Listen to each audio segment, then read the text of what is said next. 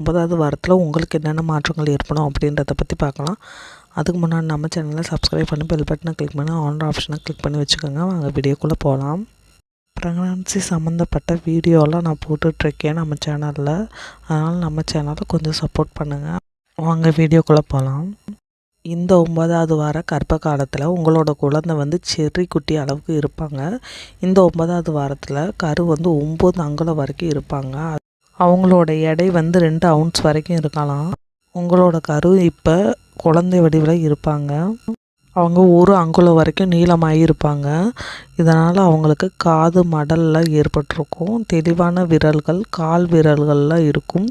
அவங்களோட மூக்கில் முனையெல்லாம் சரியாக ஷார்ப்பாக வந்துட்டுருக்கும்.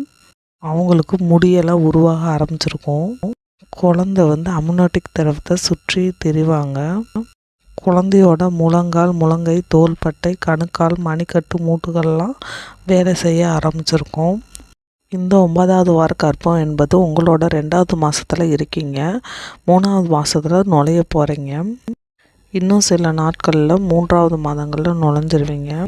இந்த வாரத்தில் அல்ட்ராசவுண்ட் ஸ்கேன் முக்கியமானு கேட்டிங்கன்னா 8 to 12 வாரத்துக்குள்ளே குழந்தையோட வளர்ச்சி எப்படி இருக்குது அப்படின்றத பார்க்குறதுக்காக ஸ்கேன் எடுப்பாங்க. அது என்டி ஸ்கேனுன்னு சொல்லுவாங்க.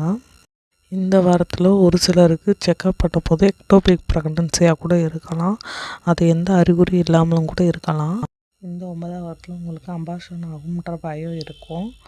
அவங்கவுங்க வயதை பொறுத்து தான் 2லேருந்து 9% வரைக்கும் இந்த கருச்சிதைவு அபாயம் குறையும். இந்த வாரத்தில் உங்களுக்கு மார்னிங் சிக்னஸ் அதிகமாக இருக்கும். 2வது ட்ரைமஸ்டருக்குள்ளே போகும்போது தான் உங்களுக்கு அந்த மார்னிங் சிக்னஸ்லாம் கம்மியாகும். கன்சீவாக இருக்கும்போது உங்கள் குழந்தையோட அளவு இரட்டிப்பாகிக்கிட்டே இருக்கும். அதனால் உங்கள் கர்ப்பப்பை வேகமாக விரிவடையும். எப்பயும் போல் உங்களுக்கு மலச்சிக்கல் ஏற்படலாம்.